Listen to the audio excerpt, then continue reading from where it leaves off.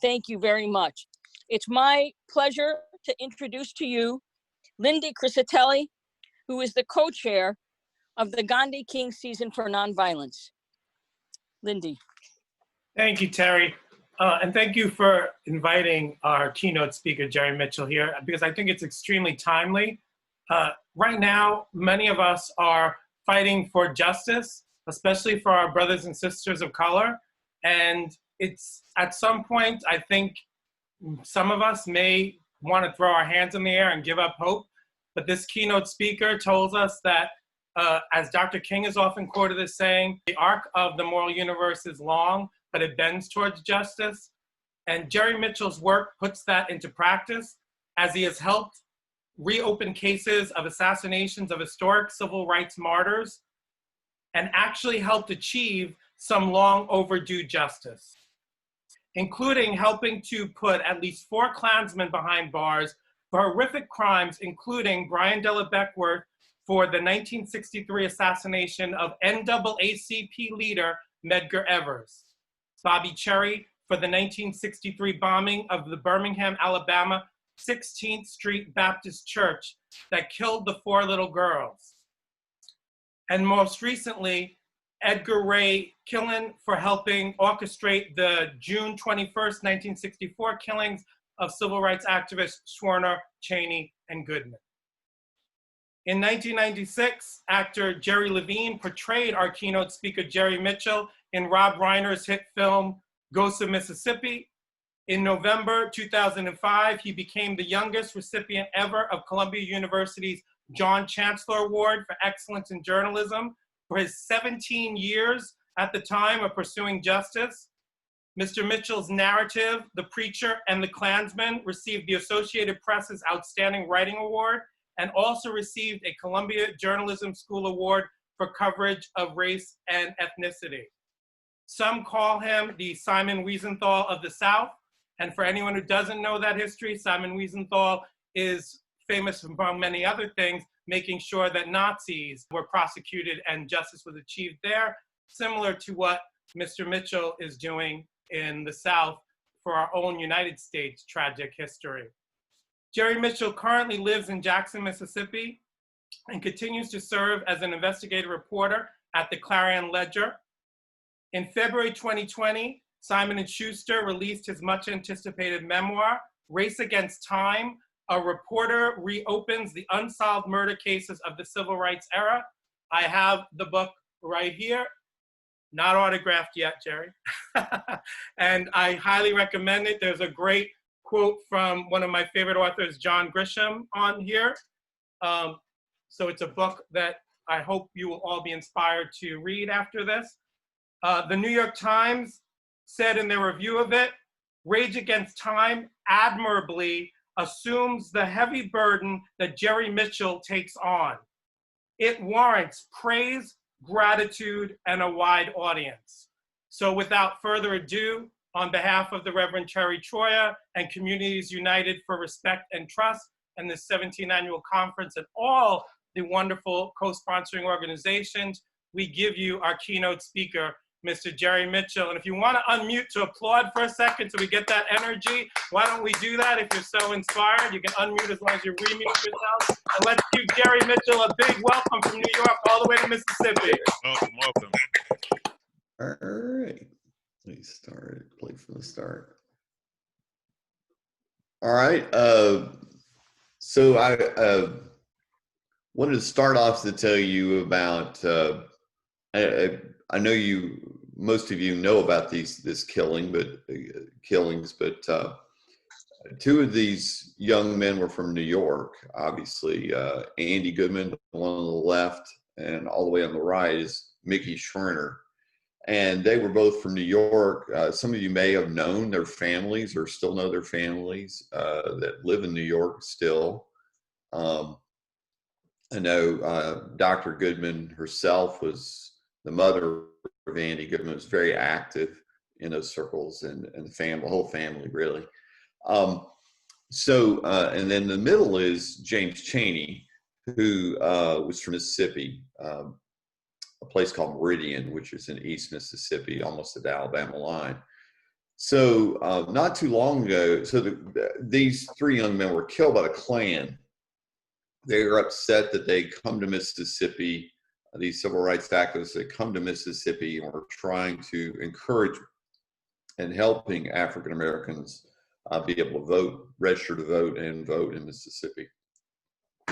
So they viewed all this as quote unquote an invasion, and killed these three young men, buried their bodies about 15 feet down in an earthen dam. Really a miracle that their bodies were ever found. They were found 44 days later by the FBI. But not too long ago, I went and visited James Chaney's grave in Meridian. And in fact, they had to put steel posts on. It was being vandalized so often they actually had to put steel supports up for his headstone.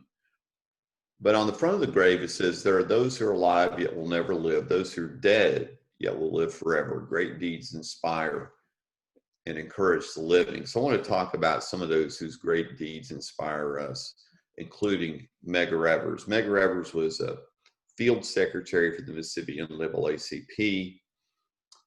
He had gone, when he was a young man, he had fought in Normandy in World War II. He had also been a part of what they call the Red Ball Express that helped to the important supply line for General Patton as he kind of streaked across France and into Germany.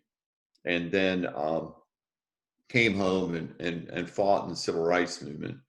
On the same night that President Kennedy told the nation that the grandsons of slaves were still not free, Medgar Evers was shot in the back in his own driveway in Jackson, Mississippi. And Medgar Evers' wife and children ran outside, saw the blood, screamed. I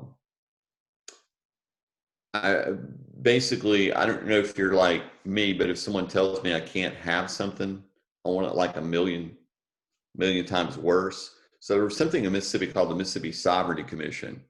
In fact, there is a documentary out, it came out some years ago on PBS called Spies of Mississippi that kind of dealt with some of the Mississippi Sovereignty Commission. And now there's a new documentary on this very case, on the Mississippi burning case or Schwerner Cheney Goodman killings that American Experience has just put out. And it's pretty good. And we could talk about that a little bit later, but it's online. It's available you can watch any point in time. But this is the Sovereignty Commission, the Mississippi Sovereignty Commission. And it was a state segregation spy agency that started in the 50s, existed in the 70s, before it was finally officially closed down and defunded. And the Mississippi legislature voted to seal all those records for 50 years, more than 132,000 pages of records. So when I found that out, my first thought was, there's something in there. I mean, otherwise they would, they wouldn't have sealed it for 50 years. So I began to develop sources, had access to files, began deleting the files, and what they showed at the same time the state of Mississippi was prosecuting a guy named Byron D. LeBeckwith for the murder of Medgar Evers. This other arm of the state, the Sovereignty Commission, was secretly assisting the defense, trying to get him acquitted. Nobody knew that. So my story ran October the 1st of 1989. At the time that my story ran, the odds were literally more than 1,000,000 to 1 against the case ever being reopened and re-prosecuted. But Myrlie Evers, the widow of Medgar Evers, believed and she prayed, and some amazing things happened. A couple months later, Jackson police are cleaning out a closet and happen to find a box that contained a crime scene photographs of the killing of Medgar Evers, including the fingerprint of Byron D. LeBeckwith lifted from the murder weapon. A few months after that, Myrlie Evers shared with me her copy of the court transcript that she had saved in a safety deposit box. And a few months after that, the prosecutor in the case found the murder weapon in his father-in-law's closet, which sounds like I'm making it up, but it really did happen. So I went to go interview Mr. Beckwith. I tracked him down, found him, talked to him on the phone, and went to interview him in person in April of 1990. You can probably guess how I found his house. Anyway, we talked about 6 hours. absolutely the most racist person I ever spent serious time with. It was N-word this, N-word that. Then he started in all the other non-white races, and he was incredibly anti-Semitic. He was a part of, and we can talk about this later if you like, Christian Identity, which is a pretty horrific racist, white supremacist organization and group and belief. Really is what it is. It's a belief rather than an organization. So, you know, I mean, by the time I got done, I felt like I needed a bath or something. You ever talk to somebody like that? It felt like I needed a bath. But it was starting to get dark, and he insisted on like walking me out to the car, and I'm like, really, that's okay. And so he walked me out to the car and got me out there and says, if you write positive things about white Caucasian Christians, God will bless you. If you write negative things about white Caucasian Christians, God will punish you. If God does not punish you directly, several individuals will do it for him. So his wife had made me a sandwich. I think you can guess what I did with the sandwich. So Byron D. LeBeckwith was indicted for the murder of Medgar Evers. He fought extradition back to Mississippi. He lost that battle. It was a little less than a year later. He wound up back in Mississippi. At the time that I went to interview him, he had no idea that I wrote the story, got the case reopened. But by now, he figured it out. So he saw me across the court and he goes, see that boy over there? When he dies, he's going to Africa. And I turned to a friend of mine and went, boys wanted to go to Africa. So Byron Lee Beckwith was convicted on February 5th, 1994, almost 30 years to the day of when he'd been tried the first time in the exact same courtroom. And when the word guilty rang out, you could literally hear like the waves of joy as they cascaded down the hall until it reached a foyer full of people, black and white, just erupted in cheers. And I just felt chills because the impossible had suddenly become possible. And Myrlie Evers and her daughter, Rena, cheered as well. Not too long after Byron D. LeBeckwith was indicted, I got a telephone call from this family. This is Ellie Damer, and she's the widow of Vernon Damer. Vernon Damer, they lived in Hattiesburg, Mississippi, which is about an hour and a half south of Jackson.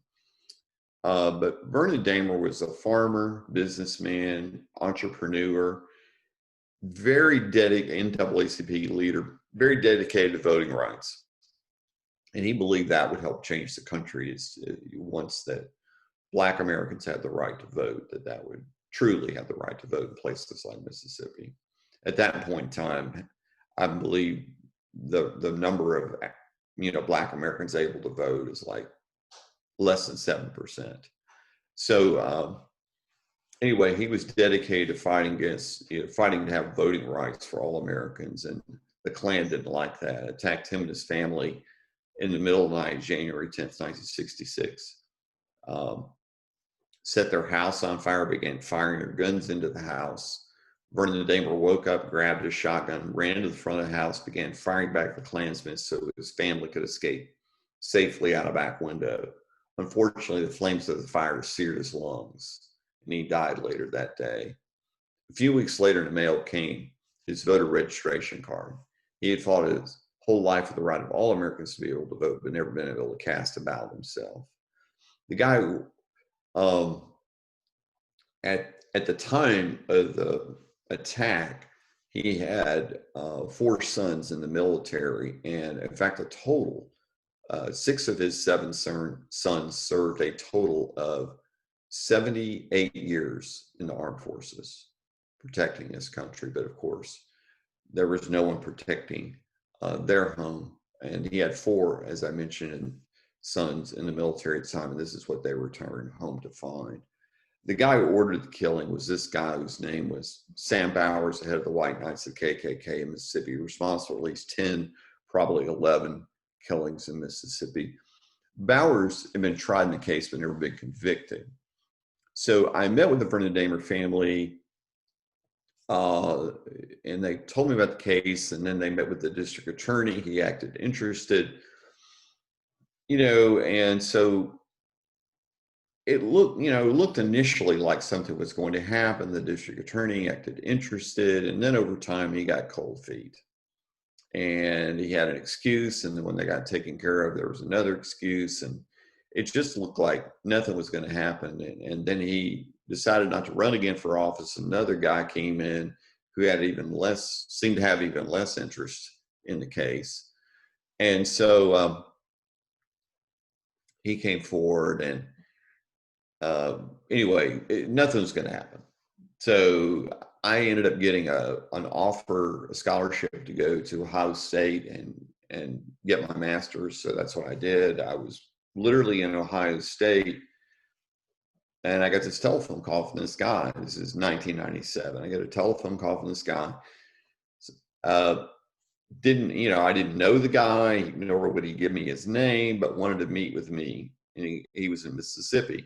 So I flew back from Ohio to Mississippi. He claimed he had information in the Damer case. And so I met with him, and some sons of Vernon Damer met with him. And anyway, a lot of people there that day. And anyway, this guy had turned out was a gambling addict. And one of the 12 steps is to make amends for the stuff you've done in the past, bad stuff you've done in the past. And so he had worked for Sam Bowers, and he had actually overheard Sam Bowers give the orders to kill Vernon Damer. So he came forward after that. Then he met with the district attorney's office. And after he met with the district attorney's office, the case got reopened in earnest. The guy who'd been the key witness back in the 1960s was this guy's name was Billy Roy Pitts.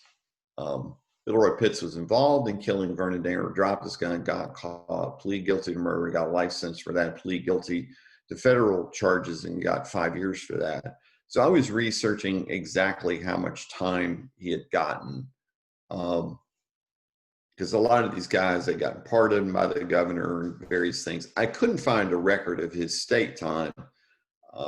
What I've been told was that he had gone into the Federal Witness Protection Program. So I'm talking to the archivist for the Federal Bureau of Prisons in Washington. She pulled his file. I said, "I understand, he was sentenced to 5 years. How much did he actually serve?" And the archivist there said 3.5 years. And I said, "Okay. Now I understand he left, federal prison and went into the Federal Witness Protection Program." She said, "That's impossible." I said, "What are you talking about?" I said, "There was no witness protection program back then." So what this meant was Billy Roy Pitts had never served a single day of his life sentence in Mississippi. Kind of a big oversight, huh? And so I didn't know if this guy was alive, if he was dead, where he was. So I got on the internet, and there was a website back in those early days of the internet that you could type in somebody's name and take a chance, like if you didn't have the city or state. So I did, and up it popped. Billy Roy Pitts had his address, Denham Springs, Louisiana, had his telephone number. So I called him. First 20 minutes of the conversation went like this: "How'd you find me? How'd you find me?" Like, "It's on the internet." "The internet? I've got a listed telephone number." Like, "Well, I guess you have to take it up with them." So the result of my story that he never served a single day of his life sentence, Mississippi authorities issued a warrant for his arrest. And then after his arrest, one little thing happened in between. So when they issued the warrant for his arrest, he ran. He didn't stick around. And a few weeks later in the mail, I get this cassette from him, and played it, and he's like, "Jerry, I just wanted to let you know you've ruined my life. But I promised not to talk to anybody. I'd talk to you. So here's this tape." And on this tape, he proceeds to tell me all of his involvement killing Vernon Damer, all of his involvement in all this Klan violence. So shortly after this, he turned himself into authorities. And this now leads to the arrest of Sam Bowers. Also arrested was Bowers' right-hand guy. His name is Devers Nix. And when the family brought Devers Nix in, it was like the most pitiful sight you've ever seen. They wheeled him in the wheelchair with the oxygen tank, and hauled him up in front of the judge. And he's like, I can't take more than a couple steps without needing oxygen, Judge. And the judge is like, well, I normally don't do this, but I'm going to let you out without bond. A dozen days later, this is like a reporter's dream. This is where we caught him playing golf. So he got arrested. Yeah, he loved me. So fast forward now, Sam Bowers goes on trial. And guess who's there to testify on his behalf? But Devers Nix, Mr. Golfer. And so he's talking to his lawyer. He had a really good criminal defense lawyer back in the 1960s. But by now, the guy representing him is in his 80s, and that's perfectly fine. But he's trying to work out a signaling system with his client, because, obviously you can take the Fifth Amendment at any point in time when you're on the witness stand, and so he's working out this signaling system to let him know whether if he needs to take the Fifth or not. And so he's like, Devers, if you need to get up there and take the Fifth, I'm going to raise my hand. Devers like, okay. So Devers gets up on the witness stand. I looked over his lawyer about 5 minutes later, and he's like this. Fast asleep. So much for the signaling, I guess. So Devers kept right on testifying. Yeah, I was in the Klan. And I tried to put a positive spin on it like there is one. While the Klan was a benevolent organization, passing out fruit baskets to the needy at Christmas. So under cross-examination, the prosecutor asked him, Mr. Nix, just how many fruit baskets did you pass out? And Devers said, oh, sad to say, none. I swear it was the funniest trial I ever covered in my life as a reporter. Deadly serious matter, but funny trial. The guy who represented Bowers, this guy on the right, his name is Travis Buckley. Travis Buckley was not just a lawyer for the Klan, he was a leader in the Klan, okay? He was actually was indicted for Vernon Dahmer's firebombing at one point. Never prosecuted, he was indicted for it. So the prosecution kind of laying out the case for this planning meeting, and they're talking to Billy Roy Pitts again, and they're saying, now, who all was at this planning meeting? And Billy Roy Pitts is going through the list. Sam Bowers was there, Devers Nix was there, Travis Buckley was there, and nothing from Travis Buckley. I just didn't hear it apparently. And the court reporter kind of stepped in and said, what were those names again? And he goes back through them. Well, I was there, Billy Roy Pitts was there, Sam Bowers was there, Travis Buckley was there. This time Buckley shoots up, objection, Your Honor. I've covered a lot of trials in my life as a reporter. It's the only trial I ever covered where a witness implicated the defense lawyer himself. So Sam Bowers was convicted on August 21st, 1998, and sentenced to life in prison, just like Byron Dealback with. The next case I got involved in, to be honest with you, is pretty much an accident. But this is one of those terrific crimes of the 20th century, which is the bombing of the Birmingham church that killed these 4 beautiful girls, and also blinded a 5th, Sarah Collins as well. So one of the last living suspects was this guy, Bobby Cherry. And I was just writing about what other cases authorities were looking at around the country. I kind of written about the ones, those 2 cases I just mentioned, but I kind of was curious what else is out there. What is anyone else looking at? And I knew about this one. This was Birmingham, and I'd read about them reopening this case.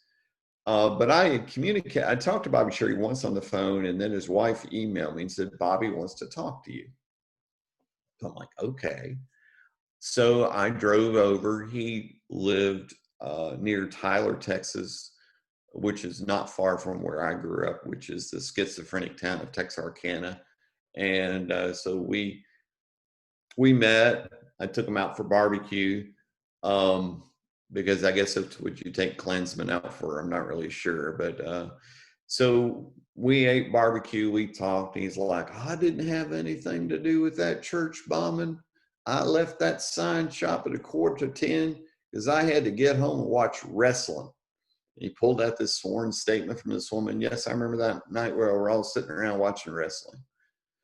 So when I got back to the newspaper the next day, I asked our librarian to just check with the Birmingham News and see what was on TV that night. Because back when I was a kid, and some of y'all may remember this if you're my age or older, I used to run the entire television schedules in pretty small boxes in the newspaper, and I remembered that.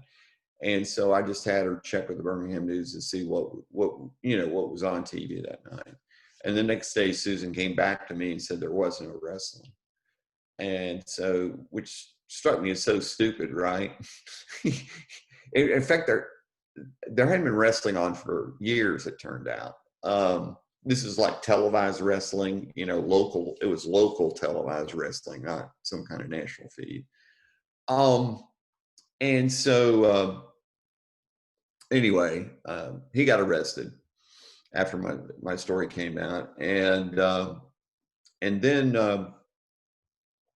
I had also heard he had something to do with the beating of Fred Shuttlesworth. Fred Shuttlesworth was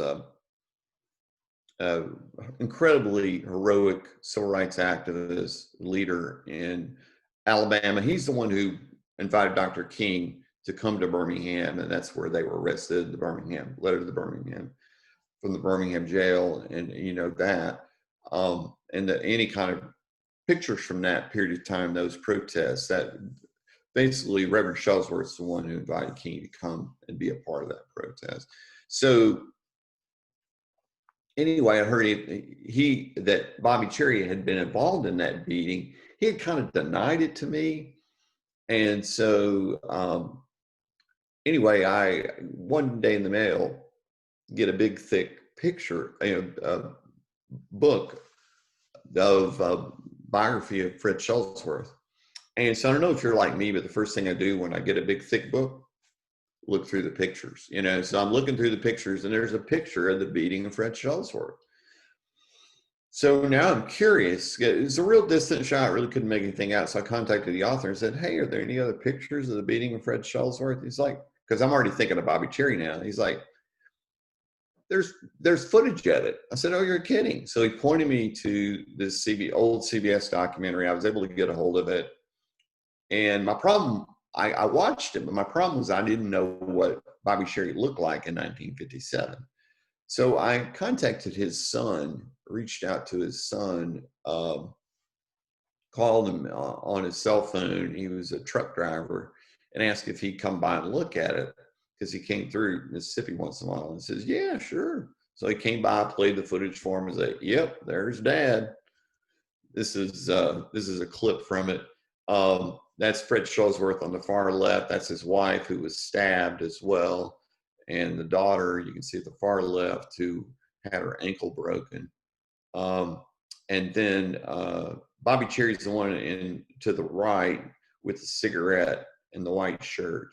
And he's actually, you can tell from the footage, actually the one who gave Fred Shuttlesworth the concussion that day. But when Bobby Cherry went on trial, they showed this footage of him beating Fred Shuttlesworth, and they introduced the television logs to show there was no wrestling. And Bobby Cherry was convicted and given 4 life sentences, 1 for each one of those girls. Remember what I told you before? If someone tells me I can't have something, I want it like a million times worth. Well, Sam Bowers, who never, ever gave interviews, gave an interview to the Mississippi Department of Archives and History. And so when I found that, but it was sealed until he died. So I wanted that interview. And so I was able to develop a source within the Attorney General's office who leaked it to me. And in this interview, Bowers said he was quite delighted to be convicted. There was a federal trial in '67 in the Cheney Goodman Schwerner case, right? But there had never been a murder trial. So Bowers was talking about the trial. He was one of the few that got convicted in the federal trial. And he said he was quite delighted to be convicted and have the main instigator of the entire affair walk out of the courtroom a free man. It was referring to this man whose name is Edgar Ray Killen, or as he's known locally, Preacher Killen. So I called Preacher Killen up. We talked for quite a while, and finally he said at some point, there's some guy in Jackson just keeps stirring things up and stirring things up and stirring things up. And I didn't have the heart to tell him it was me. So I took him and his wife out for catfish. Like feeding them Klansmen. So we went out, we ate, and I asked him if he had anything to do with the killing of the 3 civil rights workers. He said no. And I said, well, what do you think should happen to people that were responsible? He says, I'm not going to say they were wrong. And then he proceeds to tell me this story. You know, basically when Dr. King was assassinated in Memphis in 1968, at that moment in time, that early moment in time, the FBI didn't know who did it. And so they sent agents, kind of the usual suspects. 2 of them show up at the doorstep of Preacher Killen, wanting those whereabouts on April 4th, 1968. He refused to talk to him. But one of the agents left his card. So time goes on. One day, Preacher Killen picks up the card, calls the agent, wants to know who killed King. And the agent's like, why do you want to know? And Killen says, man, I want to shake his hand. You know, people sometimes see photographs of these guys going off to trial or going off to prison, and they'll say to me, Jerry, why don't you leave these old men alone? You know what I tell them? These are young killers. They just happen to get old. Edgar Ray Killen was convicted on the exact anniversary of these killings, June 21st in 2005, 41 years after the killings.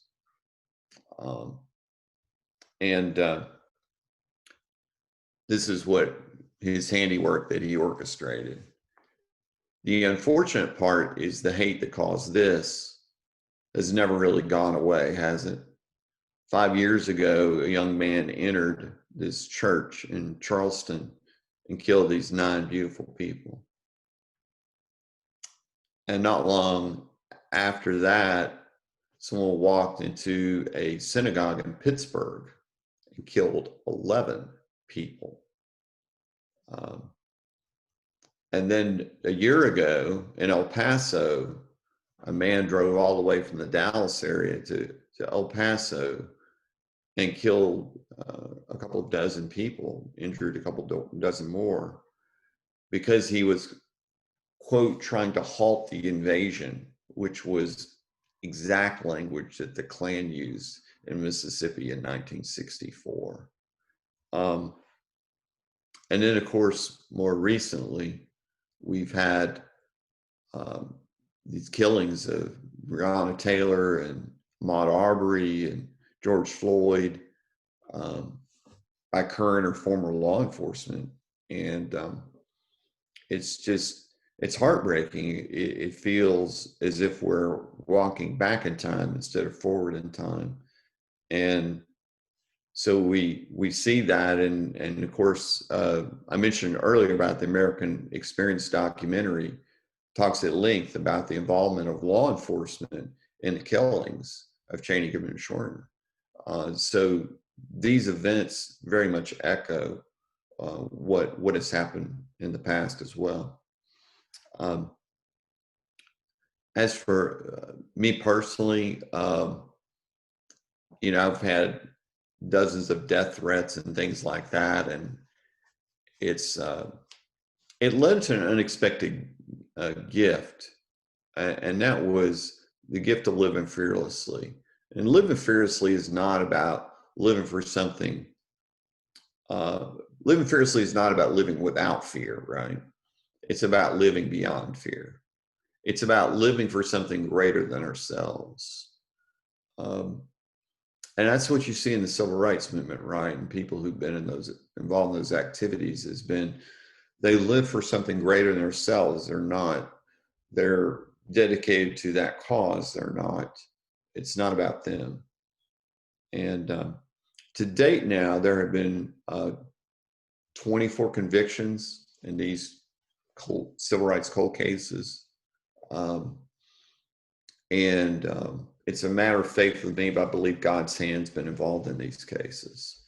But the most amazing thing I've witnessed has actually not been some of the convictions. It's been some of the racial reconciliation. Not too long after Sam Bowers was convicted, Billy Roy Pitts testified in a hearing.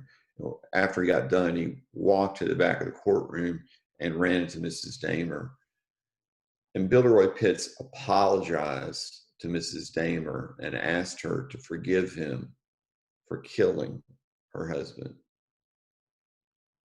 And she forgave him. And she began to cry. He began to cry. As I walked out the door that day, I thought about those like Vernon Damer who lived lives that matter. And which is those words that are on James Chaney's headstone, right? And I thought about headstones and realized each day we are etching the words of our headstones with our lives. What will our headstones say? May God bless you in your journey. I do have a few kind of quick points, and I'll turn it back over, open it up for questions. One is, this is my book. The cover of the book, to point it out real quickly, is, to my knowledge, an unpublished FBI photograph from the Cheney Goodman Schwerner case. This is the station wagon they were driving, and the Klan, in trying to conceal the crime, burned their station wagon. And that's actually a photograph the FBI took. This is my nonprofit that we started last year. We're dedicated to exposing injustices and inequities and trying to shine a light into the darkness, because people need to know. And that's our website. And then this is my Facebook, Twitter, email, website. If you need to reach out to me, or on Facebook every day I post today in civil rights history, if you're interested in that. And you can follow me on that page. And that is it. I think we need to take a deep breath. Yeah. We're open to questions. I haven't even looked at chat because I've been trying to live stream this. Yeah. Okay. Anybody want to speak? We're an intimate enough audience of about 60 people, so feel free. If anyone would like to ask a question, or if you don't feel comfortable, please put it in chat and we'll get it right out.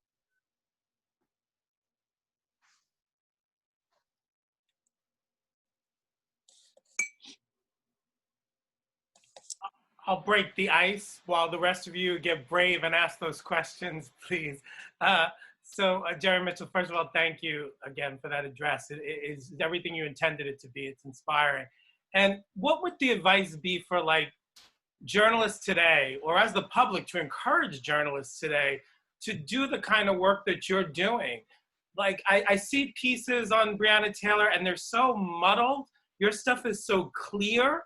And I think that's important. So, well, I mean, that's important. You know, we have to, ideally, and of course, I deal with investigative reporting, and so you spend some time and you research things and you figure things out so that you can write with a lot more authority. I think sometimes what I see in reporting is they'll quote person A, and then they'll, like the person A, or let's say person one will say A, and then person two will say B.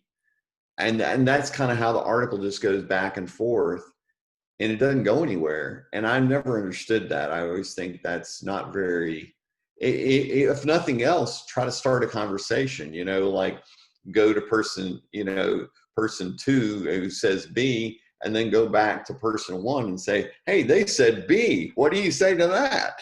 At least challenge people to try to address that instead of what we see all too often, unfortunately, are the talking heads on TV who sometimes scream at each other, or they're in this echo chamber where, you know, it's an alternate form of reality, essentially, as you well know. And so that's why I think what journalists do is actually more important today than ever.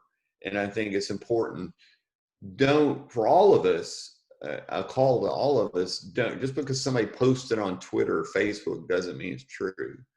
And so I would caution, you know, make sure your news sources are trusted, you know, news sources that you know someone spent time and verified and did a good job, instead of just Joe Blow's blog or something like that. And that's the unfortunate thing that we see. I mean, people are tweeting out, and I mean, I'll give a simple example. The president himself tweeted out the other night.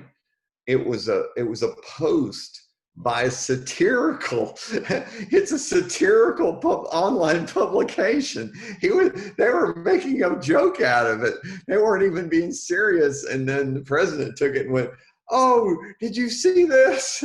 So I mean, it's so easy for all of us to fall for that. And so you see, the president fell for it as well. So it's a good lesson. We need to look to trusted news sources and know who if you're going to retweet something, know who you're retweeting, as opposed to, you know, some random person that may be lying. You know, same people that believe the Beatles never existed.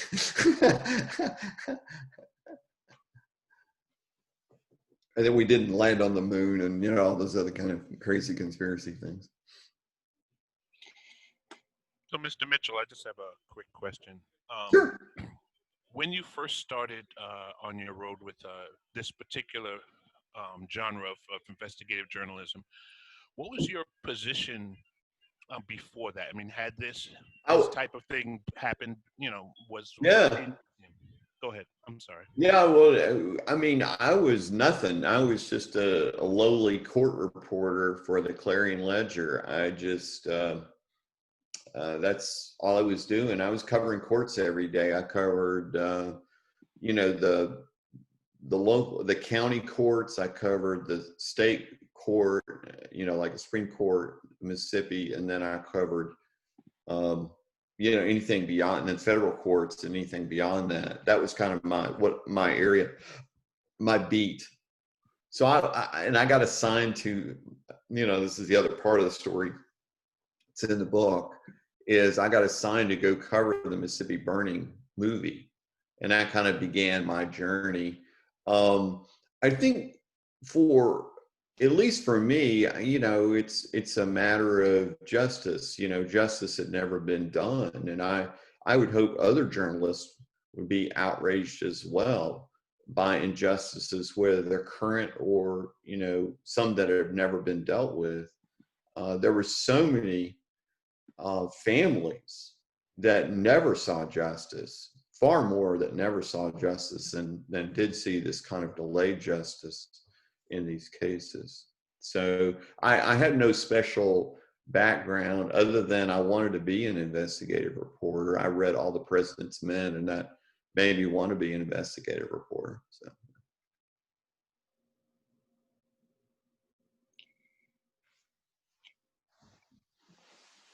How do you deal with the fact that a lot of white people don't perceive that there is racial injustice in our country? Yeah, well, that's a great question. You know, it's been real fascinating with regard to my book. People who've read my book, I've gotten some very fascinating emails in response to my book. I got one not too long ago from this 66-year-old woman in Georgia who grew up in Georgia, white woman, and she said, "I'm ashamed that I never knew all this happened." So I think that the trouble is, the reason we're repeating our history is we don't know our history.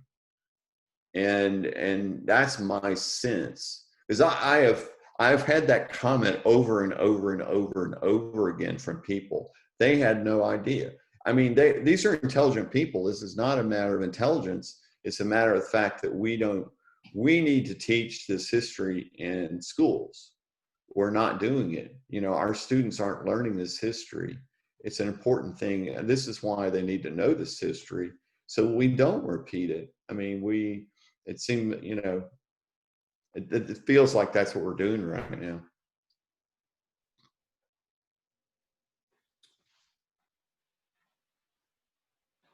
As someone is asking about the U.S. Supreme Court, don't you want to oversee the U.S. Supreme Court for us? No, I'll leave that to the experts. You have a question here. As for living beyond fear, does the Yep. current climate give you pause? Do you fear retribution? Are you living with any special precautions? Well, you try to be careful. I mean, you know, Preacher Killen, the only time Edgar Ray Killen was willing to meet with me was at least in terms of the initial suggestion was, you know, he invited me to come to his house at like after 9 o'clock at night. And I'm thinking to myself, hey, it was a pretty far, it's like 2 hours from where I lived. I didn't really want to go that far. But on top of that, I was like, I don't want to go. I knew where he lived. He lived in a really remote area of Neshoba County. And you know, I really didn't want to be there at like 11 o'clock at night. You know what I mean? 10 o'clock, 11 o'clock. It seemed unwise. So I invited him and his wife out to dinner. I found out that he was chopping wood west, you know, quite a bit west of Neshoba County. So I just asked him if I could take him and his wife out to dinner after he got done work. And he said, yeah. So we met at like 7 o'clock, I think, or something like that. 6:30 or 7 in a place called Walnut Grove. I believe that's the name of the place. And so anyway, yeah, so I think you do things to be wiser about it. I did go visit a bunch of these Klansmen in their homes, but it was obviously during daytime. So you do try to be wise about those things. I know my wife at the time was pretty nervous and upset about some of this stuff. When I went, she was 8 months pregnant when I went to go visit Byron D. Beckwith, so she was none too happy with me going. But I basically, you know, I thought about Medgar Evers, and I mean, I thought, you know, hey, what he did was far more dangerous than what I'm getting ready to do, and certainly inspired me to want to do it. And so, anyway. You got another question in a similar vein. Yeah, you indicated you were threatened by white supremacists, but how did your family and friends feel about what you were doing? And any word of encouragement to live our lives fearlessly? Yeah, my family was supportive, you know, the whole time. I mean, my wife was rightfully concerned. I mean, I realized more in retrospect her point of view in the thing than at the time. I was just hell bent on going after it. Yeah, she, you know, my family was great about it, and my kids had, you know, have told me in retrospect about different things they did, you know, didn't really share what I did, you know, out of concern sometimes that there could be kids that didn't take it right. And so, yeah, in terms of living fearlessly, I think it's important for all of us. I think we should all be living, as Dr. King once said, you know, we don't really know what we're willing to, you know, we don't really know why we're living until we realize what we're willing to die for. And I think that's a pretty good way to think about it. So I think I would encourage everybody to think about that. It's a good thing to think about. Well, you know, what am I willing to die for? What am I willing to do? And what, you know, what cause am I, you know, what thing am I living for? It's greater than me, because And now I'll state my opinion is I think we've got plenty of people living for themselves. We need some people that are willing to live for things like justice and love and things like that. We need that. We need truth. We need love. We need justice. We need all these things that are incredibly important. And I'm a person of faith, so I have to tell you that played a role in terms of being able to live fearlessly on a personal level. Because I feel like if somebody killed me, I just get to go home sooner.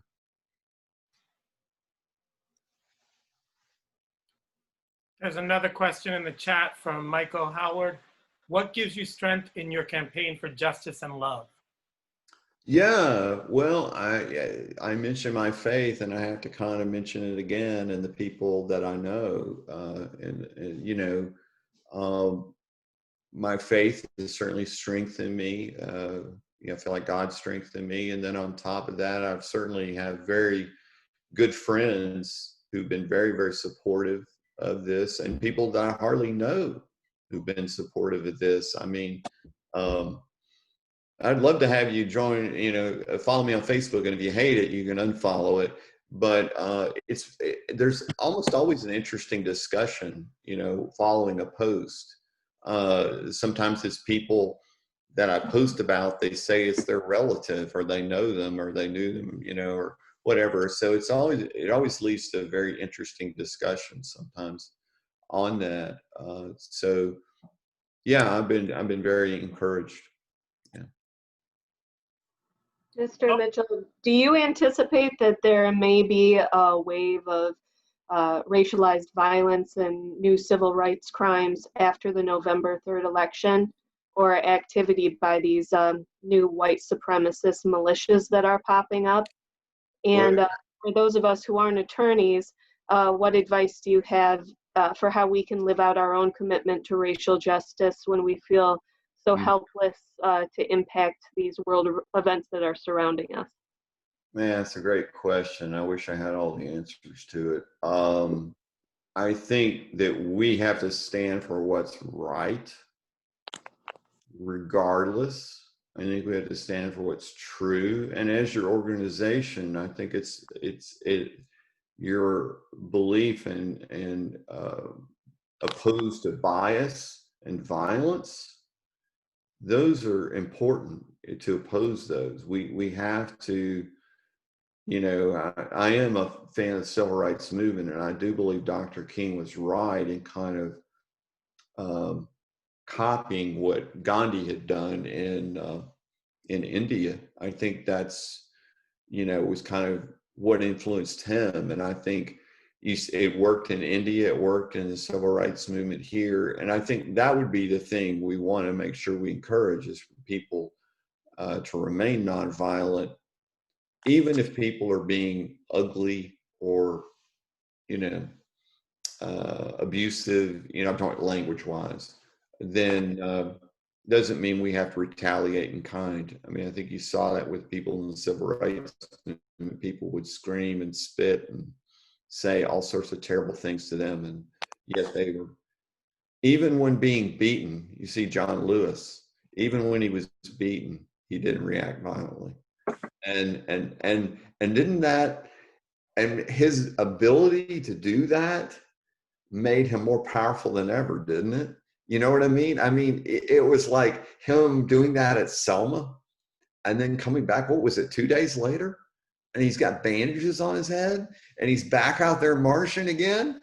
Don't you know, the cops were like, the guy's back. We thought we were gonna send him away. They're back, and so I think nonviolence and truth and justice, if we hold true to those principles, and love too, I think are powerful, incredibly powerful things. And they're beyond us. And that's the beauty of it. They're more, because we're attaching ourselves to something, really, from a faith perspective, I think it's divine. I mean, I think that there's power beyond us, if you want to think of it that way. when you attach yourself to these kinds of things. So so I'd say keep up the fight, keep fighting and do the right thing, and don't let don't let people deter you from the right thing. That's what I would say.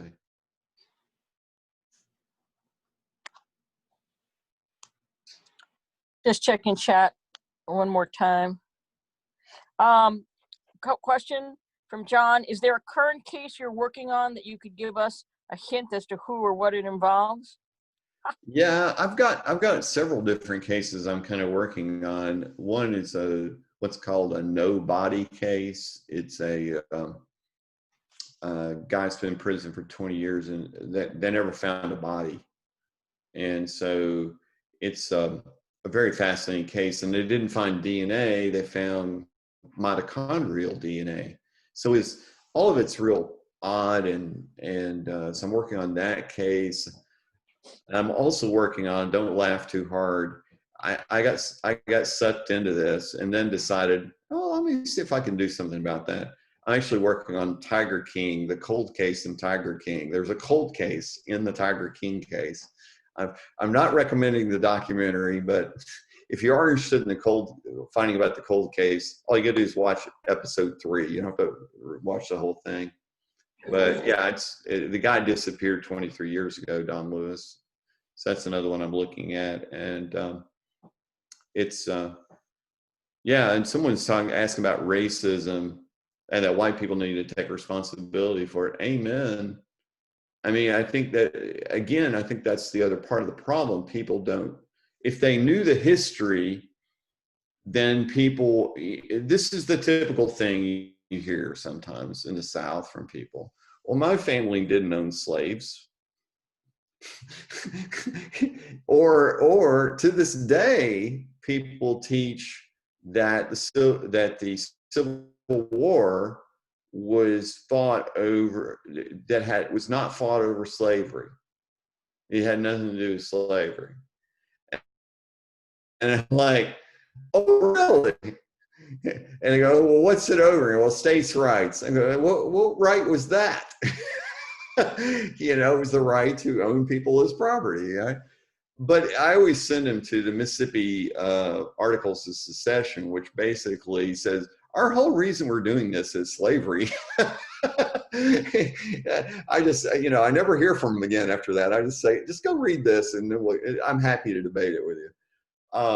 But there are classrooms that still teach that. So part of it is our history. I mean, Mississippi history books. No one was asking me about this, and I'm supposed to be digging this up. But Mississippi history books up until the 1960s, it may sound like I'm making this up, said that the Klan rescued the South. It was a great organization, like straight from Birth of a Nation. The Klan rescued the South, and thank God for the Klan. I mean, it was a textbook for kids. Unreal. I could not believe it. I was like, someone sent it to me. Someone sent it to me not terribly long ago, and I couldn't believe it. As much as I know about all this stuff, I couldn't believe that. I just didn't realize it was even that bad. But that's why you have a problem, is people have been lied to over and over and over again. And as we kind of see in modern society today, when people tell lies so many times, it's like people start believing it. It's like telling a lie repeatedly doesn't make it true. I don't know where everybody got this idea that if you tell a lie long enough, people might believe it. It doesn't make it true. And so that's why we've got to stand for what's true, and not let people just lie and claim whatever. That's truth has to be bedrock for us. And then someone's asking me about my faith. Don't think my faith helps. Oh yeah, my appearance isn't threatening. Yeah, I mean, I check off all the boxes. When I was a little bit younger, I kind of looked like Opie. As someone would say, I looked like Opie. So I didn't say it; other people said it about me. So I looked really, I was red, red hair, and it's not much red left now. But so yeah, so they thought I was, I had the Southern accent. Beckwith asked me this whole quiz about, where'd you grow up? What are your parents' names? Where do you go to church? Where do you live? And I could have refused to answer his questions, but I knew he loved my answers. So I just answered honestly. So yeah, I think all those things helped me, and when I went and interviewed Beckwith, he talked a lot about Christian identity. So from a faith perspective, I could ask him. I was like, he claimed that, the Bible taught that Adam and Eve were white people. I'm like, where is that? And so I'd ask him, because I can talk scripture with him any day of the week. I'm happy to do that. And they're like, yeah, this is in the Bible. I'd say, well, exactly where is that? Like he said at one point, Medgar Evers was a mongrel. And I was like, and claimed that God hates mongrels. I said, well, where exactly is that? He never did find a passage for that one. So it's not in there. So, but anyway, it's fascinating. People will justify, what you find is people will justify what they want to believe. And I think that's unfortunately what we're seeing today is people that they want to believe something. So therefore it doesn't matter if there are lies out there, it feeds into that frame or reference that they want to have. You got another question here from Pastor Matt Schaefer, who asks, do you perceive any difference between Southern racism and Northern racism in the way they met? Yeah, in fact, I've been asked to do a podcast. I don't know if we will pull it off or not, but somebody wants me to do a podcast about kind of some of the stuff I've been writing about, but they kind of want me to take a harder look at the North. And I'm like, I'm happy to do that. Because I've written about that on my Facebook page. For example, I'll share one with you.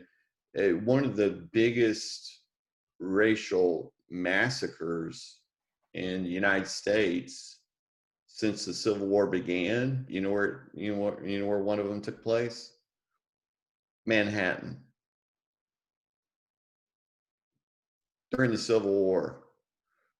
They were called, it's kind of a misnomer name, but they were called, well, in terms of what really happened, they were called the draft riots.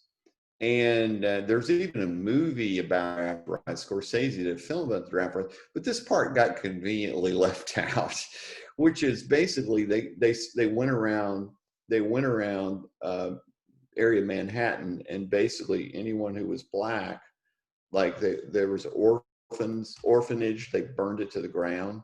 I mean, brutal stuff that they did. I think about 200 were killed or something like that. Is that taught in New York schools? No. No. Gangs in New York was the movie, and it is not taught. No. Yeah, it's just fascinating because the people I've known from New York, and I'm not trying to beat anybody, but people I knew through my family, extended family, that I knew from upstate New York, they were always very quick to point their finger at Mississippi, which is fine. Look, I believe absolutely you're not going to have any question from me. I'm not defending anything that the Mississippi did and what happened. But I will say this, we tend to think of Mississippi nationally as some kind of outlier instead of thinking of Mississippi as a mirror. Because I think Mississippi is a mirror for racism in America. I don't think it's an outlier in terms of historically. I mean, because look, the rest of the nation went along with Jim Crow. Don't forget that.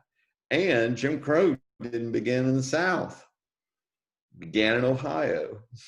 So, I mean, there's a lot of fascinating history that we overlook, and it's easy to, you think, oh, well, the North was so great, and our own Constitution has slavery built into it. So,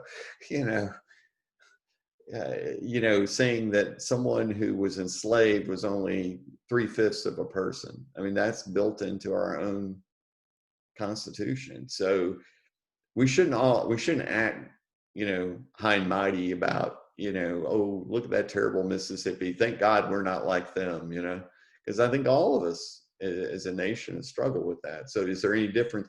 I'll tell you what Murley ever said about the difference between Southern and Northern racism. She said that racism in Mississippi was easier to deal with because she said in Mississippi, if somebody's a racist, they tell you. And if you're up north and they're a racist, they may shake your hand and stab you in the back. So she always said racism was, that's her words, that racism was actually easier to deal with in Mississippi. So for whatever it's worth, that's what Murley ever says about it. I wanted to go back to white people in the North to continue this discussion. Sure. We're Staten Island based. I don't know if you know anything about Staten Island. I heard a little bit from somebody I know in New York who works with us, and she was giving me her little take on Staten Island. So I'd love to hear yours. Well, when I raise the issue, folks who know something of the civil rights history all applaud the work of Dr. King, and in people's minds, the civil rights movement won, and it's over, and race exists, right? And I used to post for civil rights history. That's how I do. And my church asked me to stop posting because that made them sad. And I was asked only to post current civil rights issues, not history. Not historical ones. Okay. Right. I didn't really think everybody knew, and I learned a lot. I learned more from your postings than I learned in all of my education. I go all the way to doctoral school, and I had the finest education in private schools, all entirely segregated up until my PhD program. And sometimes when I ask people, what are we praying for? We're praying for peace in the streets. We're praying for an end to violence. But nobody ever says we're praying to end racial injustice, because in white people's heads, it's just not there. And it's very hard to explain implicit bias, but I have felt it in my head and in my heart. And I know that implicit bias is there, and I fight it. I can only imagine for people that are not looking at their head and heart every second, that bias comes out, and it's a culpability just by being white and being privileged because of the color of our skin. But I just want you to speak to people who claim to have heard the history, and those of us that have heard the history and then make no relationship to what is going on in our present country.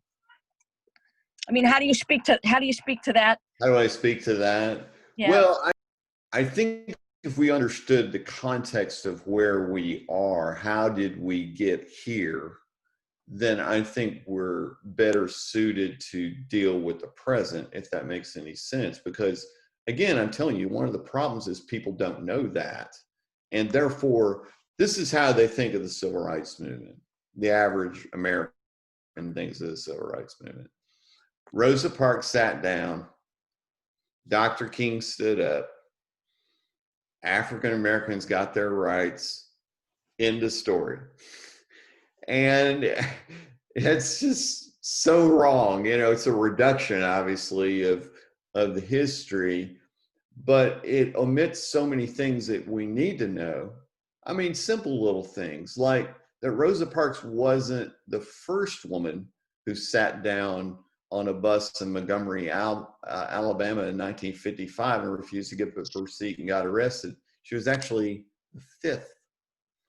I mean, that sounds incredible. Like, oh, I didn't know there weren't people before Rosa Parks, Well, yeah, there were 4 women before her, and they made up the Browder versus Gale case that went on and actually is the one that resulted in the desegregation of the buses in Birmingham.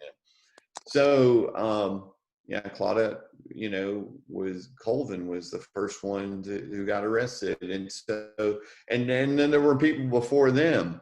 I mean, if you want, depending on how far back you want to go, and depending on if you want to restrict yourself to buses, or if you want to go now and say trains, and, Ida B. Wells, who's one of my heroes, was one of those who refused to give up her seat and basically, put her teeth into the conductor's wrist or something like that. I think I got that story right anyway. But yeah, I mean, it's, those protests have been going on for quite a while, but we don't know that history. Most Americans don't realize that there were more than 4,000 African Americans that were killed in between the Civil War and a civil rights movement, lynchings. I mean, and Congress never would pass an anti-lynching bill. I mean, what does that say about our own Congress? During all those years of all those lynchings, it would never pass an anti-lynching bill. And so, I'll give a simple example, and this is a Southern example. But you had the Civil War, and then you had a period of time people don't talk much about, which is Reconstruction. And then you had basically whites rebel. The KKK, of course, was carrying out their violence even during Reconstruction, and other groups like them. And then basically whites reasserted you had basically white supremacy come to the fore in Mississippi in 1890, and they institutionalized it in their constitution. And that's where poll taxes came from. That's where these constitutional quizzes came from. Their stated purpose out loud, they didn't make any secret about it, was to disenfranchise African Americans. They took every voter off the rolls, and so everybody had to reapply. And then they had these, they had a gatekeeper in the circuit clerk. So everybody who's white got on the rolls. Everyone who was black, oh no, you didn't pass the quiz, or no, you haven't paid your poll taxes, or whatever it is. So that was purposeful and set in place. And then in the wake of that, they said themselves it was reassertion of white supremacy. In the wake of that, that's where those Confederate statues came from. The Confederate statues were not built right after the Civil War. They were built in the early 1900s and on a lot of times. So if you go around Mississippi, there's one almost in front of every courthouse, and you go and look at the date, and it's 1900 and something. So they were built well after the Civil War. They were a part of that reassertion of white supremacy. That's also when the flag came to be, the one that Mississippi finally gotten rid of. So what I'm trying to say with all that is we don't know that history and of America, and that goes far beyond Mississippi. The history of this country, if we knew the history of this country, then we would understand the context for which George Floyd died, Breonna Taylor died. And I mean, all you got to do is reverse races. If you want to have a real simple example, when you remember with Michigan, where all the white guys showed up with automatic weapons at the state capitol, mm-hmm. And what did they do to them? They go, guys, come on, that's what they did, right? And we already know what would have happened if a bunch of black men had showed up with automatic weapons. They would have never made it inside the state capitol, right? I mean, and so, all you do is go back, to 1968, 67, 60, I say 68, I think it was, when the Black Panthers showed up in the California Capitol. And what did they do? Governor Ronald Reagan and the NRA hopped all over that, and it's like, oh man, we need gun control laws. So it just, our actions give away that race is involved in what we're doing and what we decide to fund and what we, all these things. And if we don't have a history, if we don't know the context of this, I think we miss it, because we say, oh, well, yeah, George Floyd, yeah, he was smoking dope or whatever he was doing, and he, it's almost like he deserved it. And it's like, you wouldn't feel that way probably if it was a white guy. You know what I mean? I mean, you know what I mean? You're thinking, whether you realize it or not, is being affected by that. And all you gotta do is reverse the situation. Breonna Taylor is a perfect example of that, right? if this were a white, this was a white couple, right?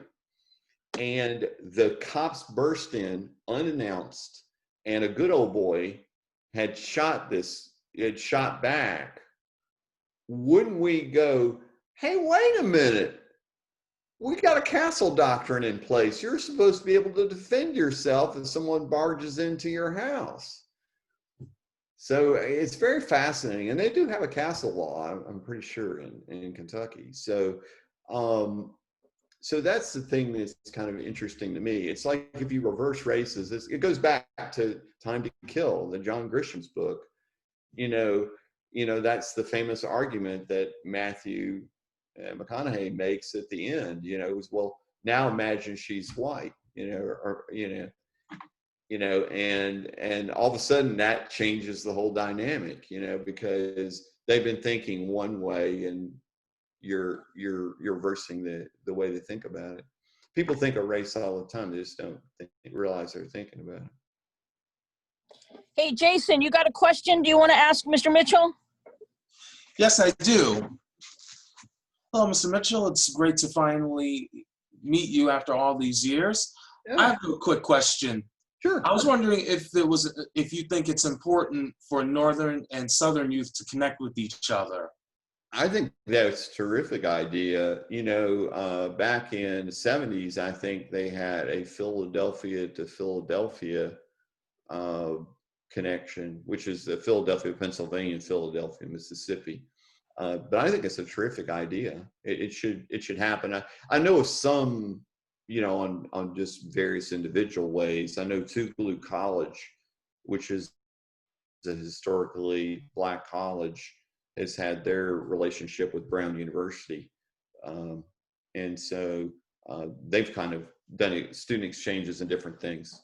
So yeah, I think it's a terrific idea. And I'm happy to talk to you later about it if you want to email me or whatever. Okay, great. We have another question in chat. What book or books would you recommend to gain a fuller and deeper understanding of the history and practice of racism in the United States? Wow. I don't know if I've seen a book that's just about racism. That would be a great book. I don't know that I've seen one specifically on that. I mean, you've got Isabel Wilkerson's new book kind of deals with that, which is about caste, not really caste, but race is connected to it. So yeah, there have been some books on race, obviously, historically. I'm just trying to think what would be the best book on race. If the Civil Rights Movement, the best book, series of books is probably, in terms of history, is Taylor Branch's book would certainly be a standard one you'd look at. You've got, in terms of Mississippi, you've got Charles Payne's I've Got the Light of Freedom, and then John Dittmer's book, Local People. Yeah, they're just depends on what aspect of race you're trying to explore. Yeah, that's yeah, it's a good question. I don't know. Someone else may have some ideas for other books along those lines, but I'm thinking of more the history books.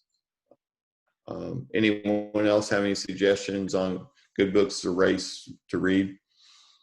Yeah, someone popped up here, The Warmth of Other Suns. Yeah, that's Isabel Wilkerson's book. That's what I was thinking of before. That was the previous book she wrote, which was about the migration, the Great Migration of African Americans from the South to the North. And Howard Zinn's A People's History. Yeah, People's History, Howard Zinn's book. He's got a lot of stuff. And again, these are, just like I mentioned, the ones I mentioned are history books, essentially. So it depends on what you're after. Yeah, and also mentioned caste, as you mentioned. Yeah. Another question is, how do you see the work of law enforcement in the abuse of African Americans and people of color in the United States? How does that correlate to what you saw in the cover-ups in the cold murders that you followed? Do you see a way of unracizing race? The the police? police. And what would you do to change it or to make it better? Well, this is my thought on the police, and I've certainly got friends that are in law enforcement whom I, like and respect and do a good job. They're not, but having said that, I think what happens is it fits into race. So, but it doesn't necessarily start in their minds. It's not race. Okay. But here's the way I perceive it is police are taught, and I talked to someone the other day who works with training law enforcement. They essentially get taught these days that they're warriors, right? They are at war. And so they're the good guys, and the people that they're encountering are the bad guys. So if you have a warrior mentality, and if all you do is get taught to use your gun, right? They take them out there to the range and teach them how to fire and use the gun. But how much time do they actually spend teaching them to diffuse a situation rather than use a weapon? I mean, a simple example, the other day when Jacob Blake got shot 7 times in the back, they could have tackled him. You know what I mean? I mean, it just blows my mind. It's like, why didn't you just tackle him? You know what I mean? I mean, if you're so concerned, tackle him. I mean, I just the use of lethal force just absolutely blows my mind. I mean, it's Breonna Taylor, a good example there. Why such a why are you not knocking? I mean, I don't understand the no-knock warrants. I think they need to go back and, re-examine that. But I think they need to work on training of law enforcement. I think that's one of the basic problems is that they're already primed with this mentality that these are the bad guys. And therefore, there was one, there was a guy, I guess it was Portland, I read about the other day, and he was chased by, like, I was like, 8 of them. I think there's 8 cops chasing this guy. And they're shooting their gun. They claimed he fired at them. And I bet you money that gun in his pocket was never fired. You know what I mean? And or pulled out the gun on him, but it was in his pocket when they got him. And it's just, it's just like, I really wish police officers would have the mentality of, what if it was your daughter? Or what if it was your son? I mean, how would you treat it in that situation? And why are you treating this situation differently? And I don't understand that. I know there are bad guys out there, and I understand that, and we need to deal with them properly. But that doesn't mean going in guns blazing. That doesn't mean putting your knee on the neck of somebody. They literally pulled him back out of the car. I mean, that's the other part of that with George Floyd.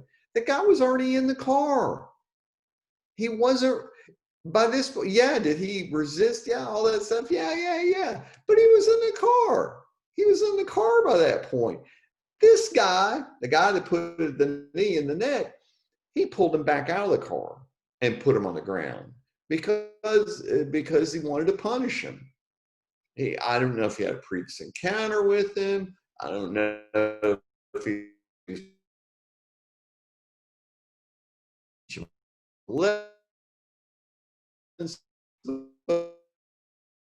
quote unquote, whatever his thing, and a lot enters with law enforcement. So I mentality that they're really good. But basically, the premise of that book is this: before we kill people with our weapons, we kill them with our minds. That's it. And so it's a collection. It started off as a collection of World War II propaganda.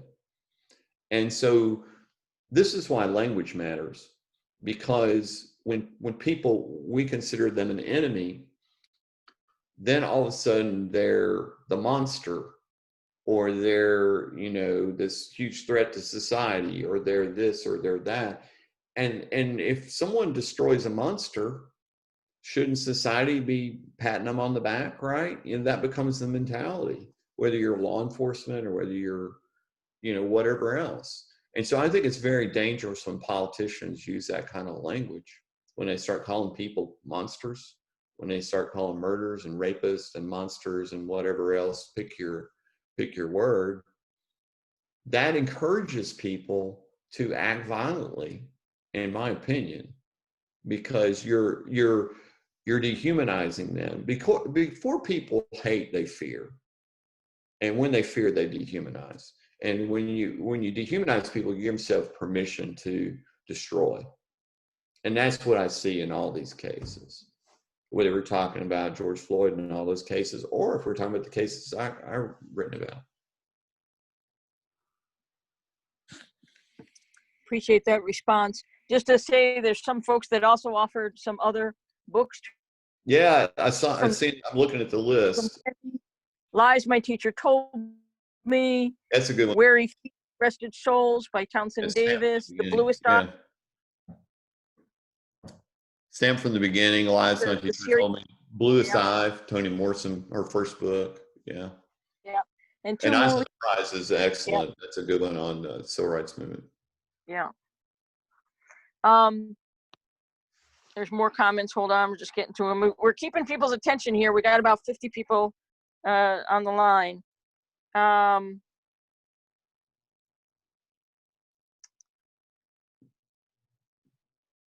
Another book, Jim Crow to Civil Rights, the Supreme Court and the Struggle for Racial Equality. All right, just trying to. Anyone else want to speak, ask a question, give a comment? Unmute that is yourself. Don't be shy.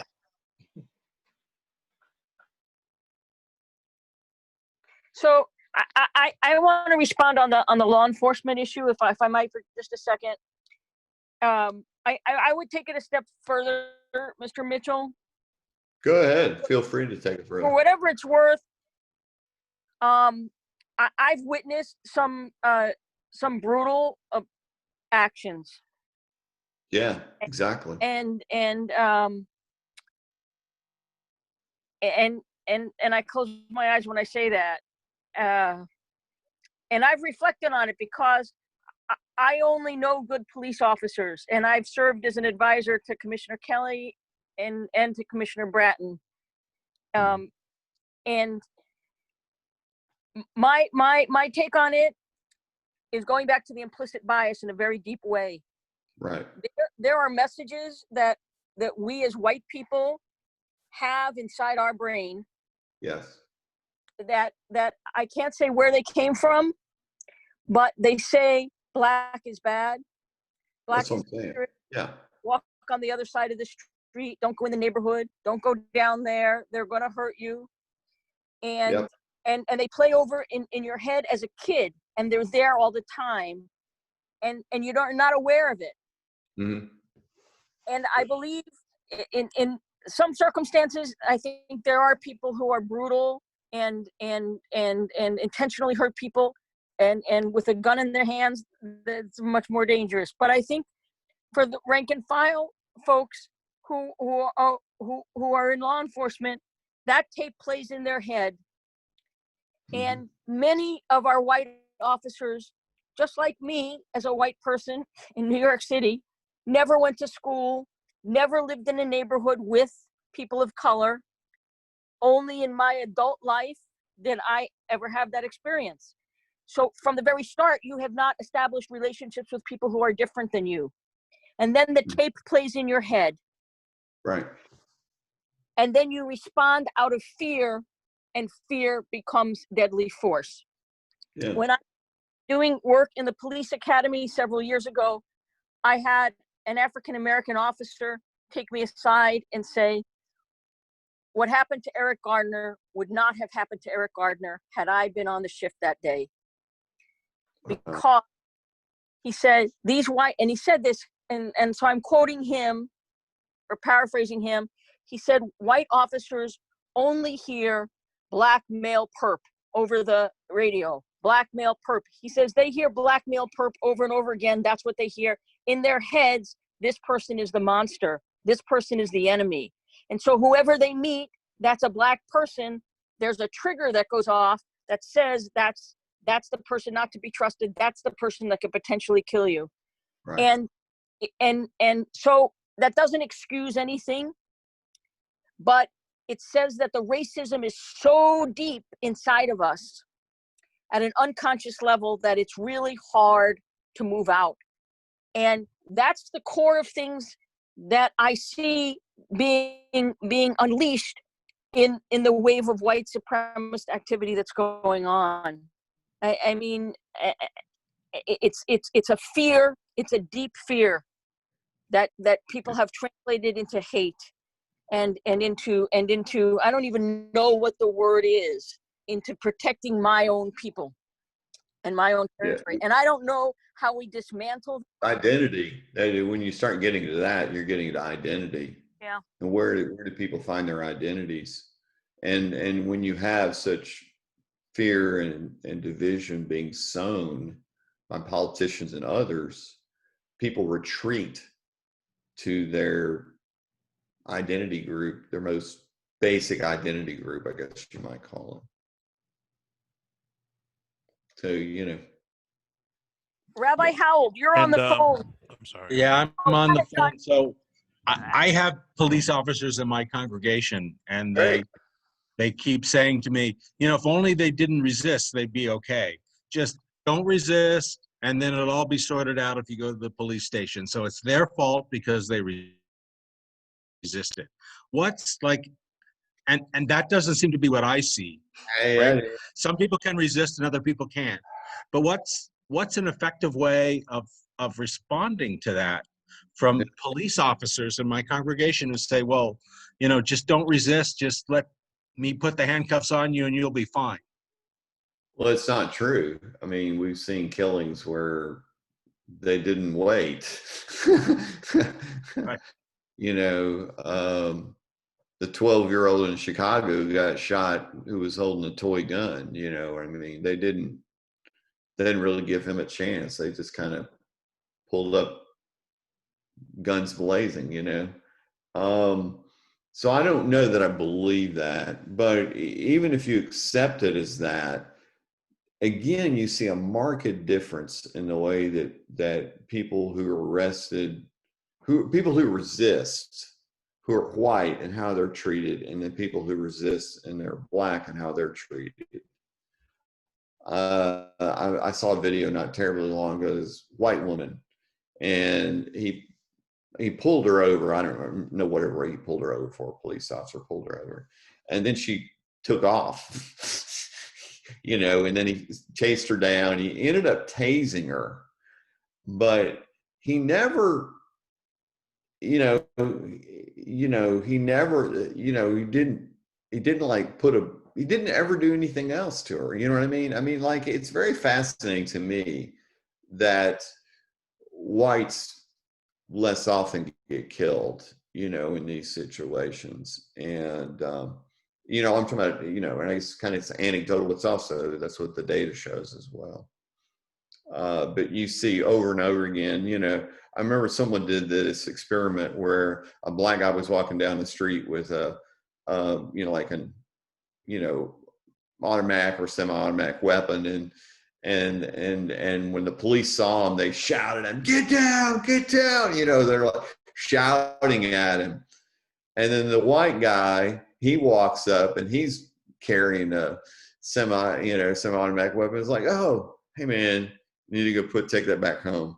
You know, it's like a whole different attitude and a whole different experience, you know, strictly on the basis of the color of skin. So that's my take on it, for whatever it's worth. But you raise a great point, is that it's easy as the officers to say, hey, you know, don't resist. But you've seen people be killed not doing anything. And so, you know, I don't know.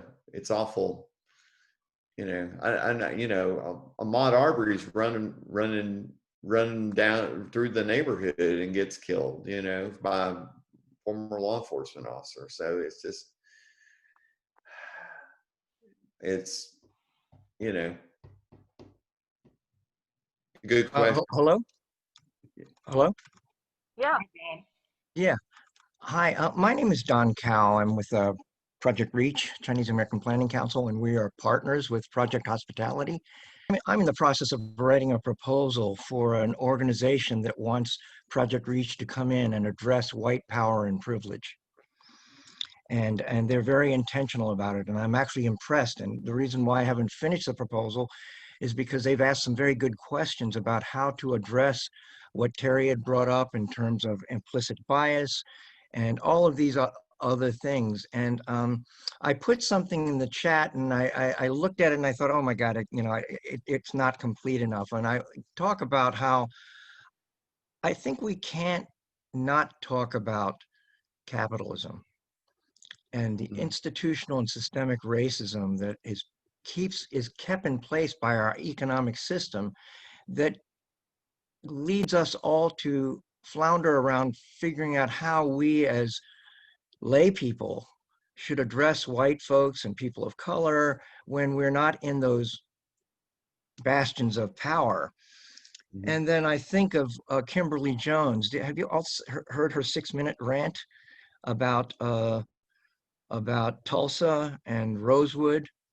I don't know if you've seen it, but she talks about how if we don't understand the history, the 450-year history, it's not just about racism, but it's about redlining, and it's about why she feels that targeting looters who walk in to a store because the glass has been broken and the looters are of African descent, and that their chances of getting anything in this society, because they've been institutionally and systemically kept out, that their only chance of picking up some Gucci bag is through a broken window because there's been a riot. And then even Black upper middle class entrepreneurs don't even get that the game has been rigged, that Black folks have never owned anything in this society because of what redlining and capitalism and all of that has done. And I think we can do only so much. I believe that there are good cops out there, but I also believe that they're in a system that has been rife with institutionalizing their power as so-called protectors, and yet the stress on them has caused them, along with military folks and even firefighters, to show the highest incidence of violence against their own women, their own partners, gender folks. I just think we can't have this conversation without bringing in the larger picture. And I see people struggling around, like, what can white people do? And I want to ask, what can all of us do? I don't think that I've lived my entire life as a person of color, and I remember saying to one of my white allies, I'm so thankful that I'm not white, because I wouldn't know what to do if I were white. And I'm an anti-discrimination trainer. I'm supposed to have these answers, so to speak. And but all I can say is that I just needed to say that. I don't even know where I'm taking it, but I have to jump off, and I'm going back into this, addressing this proposal that is actually being asked of me by white folks who are intensely worried about how they continue to hurt the people of color in their own agency. And all I can say is that I'm impressed with them. I'm humbled by them. And Jerry and Terry and Karen, I want to thank you all for doing this forum, because I've been doing this work for 40 years and I'm still moved and touched, and sometimes dumbfounded about where we go with all of this. Thank you. Thank you. Well, we want to say thank you to Lindy for spearheading this section, for you, Mr. Mitchell, we can't say thank you enough. I want to acknowledge Rabbi Howell's wife, who made the first contact with you over a year ago to bring you. We didn't know it was going to be virtual, but we look forward to that book signing in person Yeah, when it's absolutely. safe to do it. I'll We'll have be lots of happy friends. to. Thanks so much. I'm happy to sign it for you, Lindy. Like you can't hear. We're gonna close out now by introducing for our Can you hear me? Yes, we can hear you. now we can. Okay, very good. Thank you very much. Mr. Mitchell, I thank you very much for that great presentation. I really appreciate that. It was very informative to all of us. And thank you very much. Thank you. Thank you. Okay. Right now, we're going through an issue with this November 30 election coming up to the President of the United States of America. There's so many issues involved around the proper procedures to vote for the president on November 3rd.